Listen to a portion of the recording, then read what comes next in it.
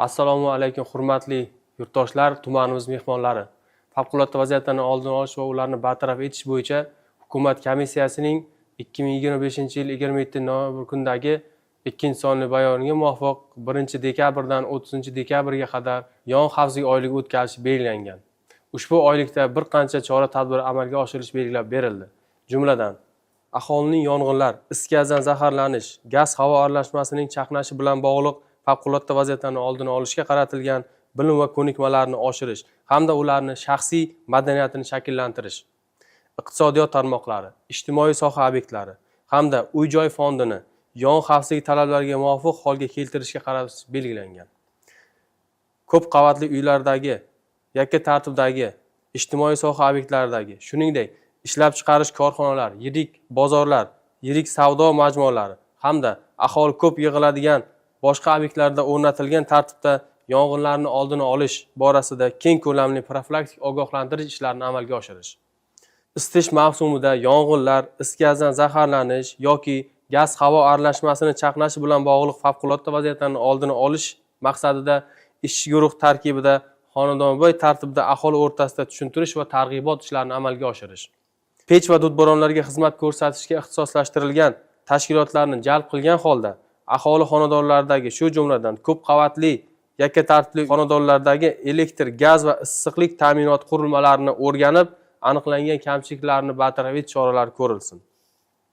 Bunda birinchi galda ijtimoiy himoyaga muhtoj aholi qatlamini, past daromadli, ehtiyojmand va notinch oilalarni, profilaktika hisobga turgan, spirtli ichimliklarga ruju qo'ygan, yakka yolg'iz yashovchilar oilaga alohida e'tibor qaratilsin. Bozorlar va savdo majmualarida taom tayyorlash uchun maishiy gaz ballonlaridan foydalanishga yo'l qo'yilmaslik, umumiy ovqatlanish shoxobchalari uchun tabiiy gaz manbai hamda tizimlarining kiritilishini taqiqlash choralari ko'rilsin. Tunda odamlar qoladigan ijtimoiy soha obyektlarida muntazam ravishda yong'inga qarshi rejimga rioya qilinishi predmetiga oid tungi tekshiruvlarni o'tkazish tashkillashtirilsin. Yangi qurilish obyektlarida yong'in xavfsizlik qoidalariga rioya qilinish ustidan qat'iy nazorat o'rnatilsin. Vagon profilaktik tadbiri o'tkazilishi tashkillashtirilsin. Bunda birinchi galda e'tiborni quruvchilarning vaqtinchalik yashash joylariga alohida e'tibor berilsin.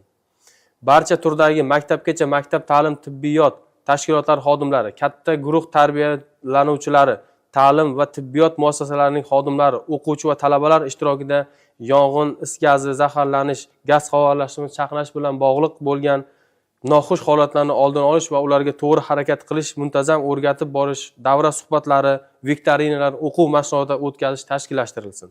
Kelajak avlodni qutqaruvchi kasbiga qiziqtirish maqsadida namunaviy bo'lgan hamda zamonaviy texnikalar bilan jihozlangan yong'in qutqaruv qismlarida hamda Vazirlik akademiyasi yong'in xavfsizlik ta'minlash va o'chirish vositalarining ko'rgazmali namoyishlariga bag'ishlangan ochiq eshiklar kuni o'tkazib borilsin. Suvsiz hududlarda yong'in qarshi suv ta'minot manbalari tashkil etilsin. Mavjud tabiiy suv manbalaridan yong'in qutqaruv texnikalari bilan suv olish uchun maxsus joylar, preslar barpo etilsin. Nosoz gidrantlar va yong'in qarshi suv ta'minot tizimi ta'mirlansin. Yangi tashkil etilayotgan aholi yashash punktlarida shaharsozlik norma qoidalari asosida yong'inga qarshi suv ta'minotini tashkil etish kabi bir qancha chora-tadbirlar belgilab berilgan. Shu bilan birga Olmazor tumani favqulodda vaziyatlar bo'limi ogohlantiradi. Uyingizda gaz hidini sezsangiz, zudlik bilan eshik va derazalarni ochib, uyni shamollating. Hamda Favqulodda vaziyatlar vazirligining 101 qisqa 1050 hamda gaz tashkiloti 104 qisqa raqamiga murojaat qilingiz so'raladi. O'zingizni va yaqinlaringizni hayotiga befarq bo'lmang.